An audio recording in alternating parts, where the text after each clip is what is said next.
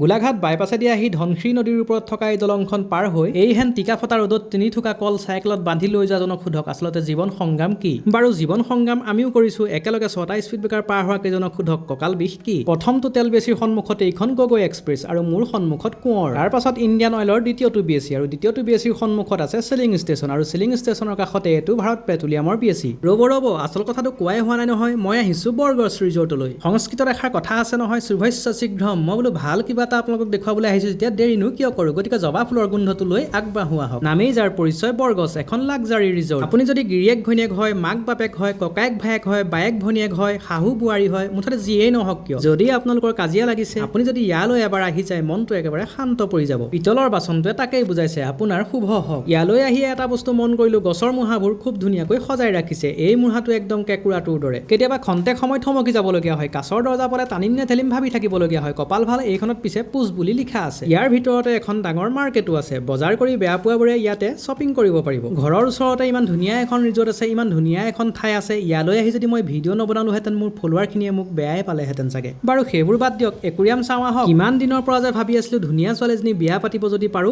Direct আনি একুৰিয়ামত থোৱাৰ দৰে সজাই ৰাখিম। পিছে আশাত চেঁচা পানী পৰিল, থোপৰাটো যে এই মাছটোৰ নিচিনা। আপোনালোকে এইবিলাক পঢ়ি যাব দেই, মই হ'লে ইংলিছ ভালকৈ নাজানো। আৰু ইয়াতে এখন ৰেষ্টুৰেণ্ট আছে আৰু ডাইনিং হলো। ইয়াত সকলোবোৰ আছে, restaurant, gym, swimming pool, spa, মন্দিৰ সকলোবোৰ আছে। ইয়ালৈ আহি যদি আপুনি থাকি যাম বুলি ভাবিছে তেন্তে এক ৰাতিত 4,300 পৰা 7,500 লৈকে ৰুম পাই যাব। ইয়াতে দুটা লিফ্টটো আছে। বলক এতিয়া আপোনালোকক চুইমিং পুলটো দেখাই আহোঁ। ৰ'ব ধৈৰ্য ধৰক, সকলোবোৰ দেখাম। ইয়াতে দেখাবলগীয়া বহুতো বস্তু আছে। বাপৰে যিহে গৰম, চুইমিং পুলটো দেখি কিন্তু মোৰ জঁপিয়াই দিওঁ যেন লাগিছে। আপোনাৰ মৰমৰ চাই বৈ আজি গৰমত একেবাৰে চাই হৈ গৈছে, মানে কালাৰটো ডেমেজ হৈ গৈছে। তাৰ পাছতো যদি আপোনালোকৰ মই মৰমৰ হৈ থাকো তেন্তে মই জানিম যে আপোনালোকে মোক ৰিয়েলি ভাল পায়। এতিয়া ভাল পোৱা সকলে কমেণ্টত আই লাভ ইউ বুলি কওক। জিমটো এবাৰ চাই লওক, ইয়ালৈ আহি আপোনালোকে জিমো কৰিব পাৰিব। সঁচাকৈ অত্যাধুনিক এখন ৰিজৰ্ট, একেবাৰে প্ৰিমিয়াম কোৱালিটি। ইয়াত কনফাৰেন্স হলো আছে আৰু এইটো হৈছে স্পা ৰুম। ৰিজৰ্ট বুলিয়ে কওক নাইবা হোটেল বুলিয়ে কওক, ষ্টাইলিছ কোঠা আৰু সুস্থতা অভিজ্ঞতাৰ পৰা আৰম্ভ কৰি স্পন্দনশীল ডাইনিং স্থান আৰু ছাদৰ ওপৰৰ সন্ধিয়ালৈকে